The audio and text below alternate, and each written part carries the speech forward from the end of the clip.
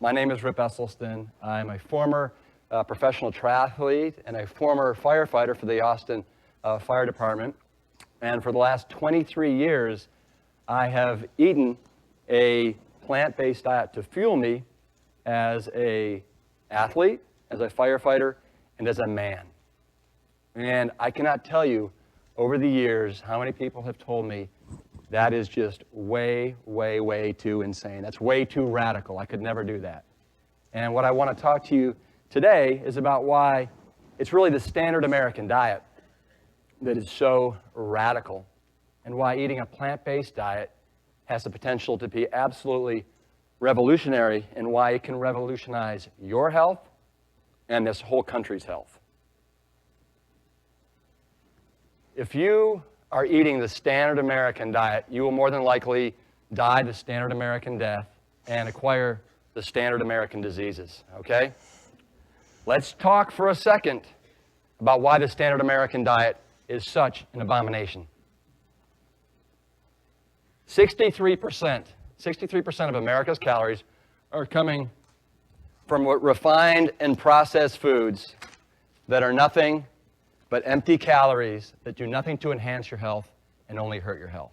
63%. 25% are coming from animal-based products. Animal-based products like meat, dairy, eggs, that have all the building blocks that create disease.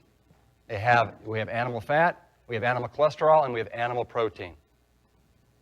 And we have 12% that are coming from plant-based foods. Wonderful, wonderful plant-based foods. And believe it or not, half of that 12% is coming from French fries.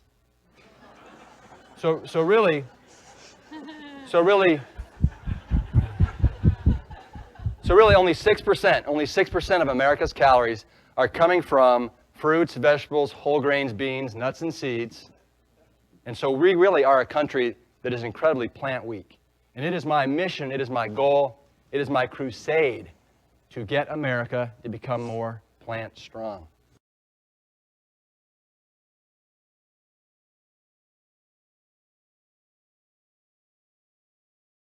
Back to Mr. Phillips. Nice fella, but I was impressed with all the fat in his bloodstream. We took Mr. Phillips down to the operating room, and I gave him 1,000 micrograms of fentanyl and put him to sleep, and the surgeon opened up his chest and opened up his aorta and opened up his coronary arteries. And what the surgeon started pulling out of Mr. Phillips' arteries were great, long, yellow, greasy, sausage-like formations of fat that looked like this. What you're looking at is a plug of material called atherosclerosis. And this is the plug of fat that built up in a man's arteries. And when a clot formed here, it stopped the blood flow completely through that artery. And because it happened in this man's right coronary artery, it stopped the blood flow to his heart and bought him a ticket to the autopsy table. This is the #1 cause of death of people in North America. Every 30 seconds on this continent, Canada included, somebody grabs their chest and falls over with a heart attack. This is animal fat clogging up the arteries. When you send this material down to the pathologist and you ask him to analyze it, the report always comes back the same: saturated fat and cholesterol. It's animal fat. The pathology report never, ever, ever contains the words remnants of broccoli, rice, and tofu. It's animal fat. The good news is when you stop running animal fat through your bloodstream, this stuff melts away. This stuff will come off the artery walls, and arteries can open up.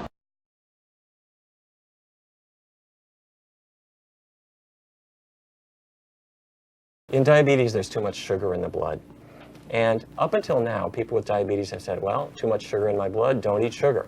Well, we reasoned that in countries like China, Japan, Thailand, Cambodia, where it's a very high carbohydrate diet but a very low fat diet, given that they have the lowest diabetes rates in the world, we thought it's not carbohydrate.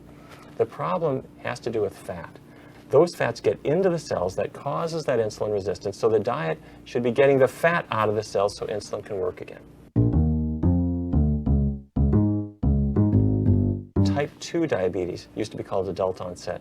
The problem is that the insulin, which is this hormone that acts like a key to let the sugar out of the blood into the muscle cells, where it can power your movements, that insulin key isn't working very well.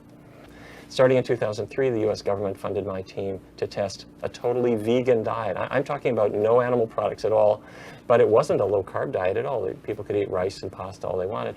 And it worked dramatically well, better than a more conventional diabetes diet. People lost weight, their blood sugars came down, their cholesterols fell. And oddly enough, they found it easier to follow this kind of diet because we didn't make them count calories. They could eat as much as they wanted. Type 1 diabetes used to be called childhood onset. The cells that make insulin are dead. And so if a person already has type 1 diabetes, if you put them on a healthy vegan diet, that will reduce the likelihood of complications.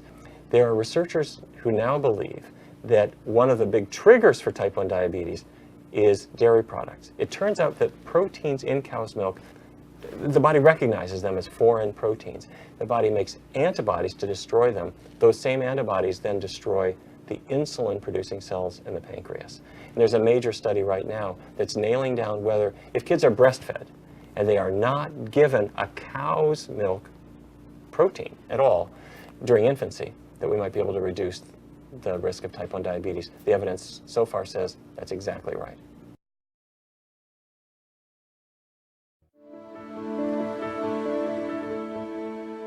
Cancer is divided into stages. First, there's what we call an initiation event, starting with genes. Cancer starts with genes. It might be genes we're born with, it might be genes that are actually changed by a chemical.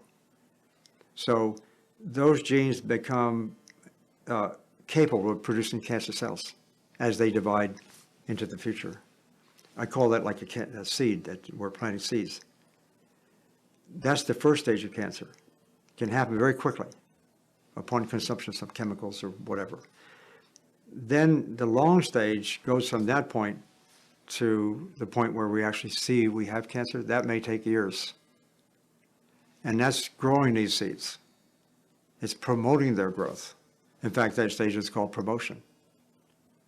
And so the question of whether we do or don't get cancer, it turns out, is primarily related to not the amount of seeds we may plant or the amount of genes we may have that can give rise to cancer. It more relates to how we fertilize that, how we promote those cancer cells to grow over time. That's where nutrition comes into play. Nutrition comes into play back here too, but it's particularly prominent during this phase.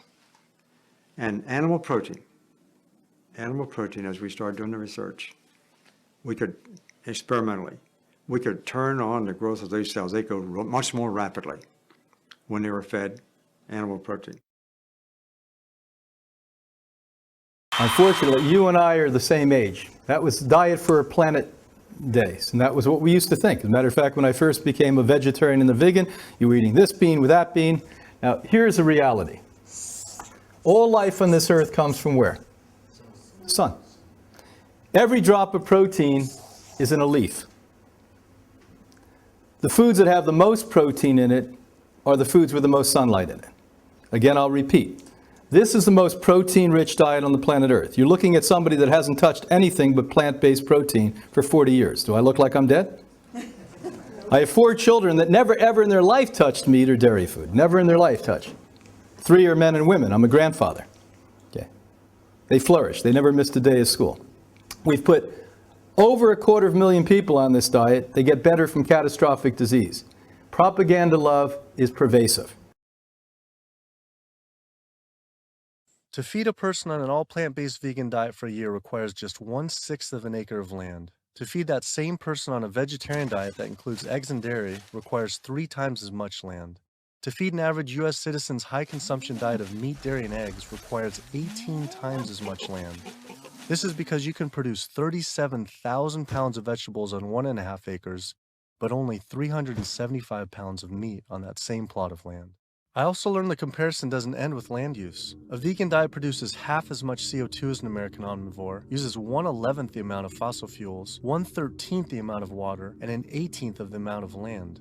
After adding this all up, I realized I had the choice every single day to save over 1,100 gallons of water, 45 pounds of grain, 30 square feet of forested land, the equivalent of 20 pounds of CO2, in one animal's life every single day. Though I was trained as a general practitioner, my chosen specialty is lifestyle medicine. Yes, most of the reasons people go to see their doctors is for diseases that could have been prevented, but lifestyle medicine is not just about preventing chronic diseases, but also about treating them.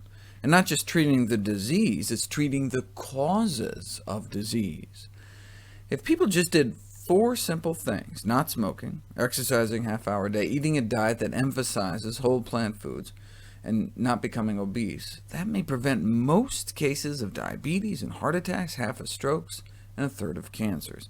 Even modest changes may be more effective in reducing cardiovascular disease, high blood pressure, heart failure, stroke, cancer, diabetes, and all-cause mortality than almost any other medical intervention. The key differences between conventional medicine and lifestyle medicine is instead of just treating risk factors, we treat the underlying causes of disease, as described in this landmark editorial. See, typically doctors treat risk factors for disease, such as giving a lifetime's worth of medications to lower high blood pressure, elevated blood sugar, high cholesterol. But think about it. High blood pressure is just a symptom of diseased dysfunctional arteries. Yes, you can artificially lower blood pressure with drugs, but that's not treating the underlying cause, which often comes down to things like diet and exercise, the penicillin of lifestyle medicine. Disregarding the underlying cause and treating only risk factors is somewhat like mopping up the floor around an overflowing sink instead of just turning off the faucet, which is why medications usually have to be taken for a lifetime. If a floor is flooded as a result of a dripping tap, it is of little use to mop up around the floor unless the tap is turned off. The water from the tap represents the cost of disease, the flooded floor, the diseases filling up our hospital beds. Yet medical students learn far more about methods of floor mopping than about turning off taps, and doctors who are specialists in mops and brushes can earn infinitely more money than those dedicated to shutting off taps. And the drug companies are more than happy to sell rolls of paper towel so patients can buy a new roll every day for the rest of their lives. We could save trillions, and that's just talking heart disease, diabetes, prostate, and breast cancer. The Take Back Your Health Act was introduced in the U.S. Senate to induce doctors to learn and practice lifestyle medicine, not only because it works better, but here's the critical factor: physicians will be paid to do it. The bill died, just like the millions of Americans will continue to do with reversible chronic diseases.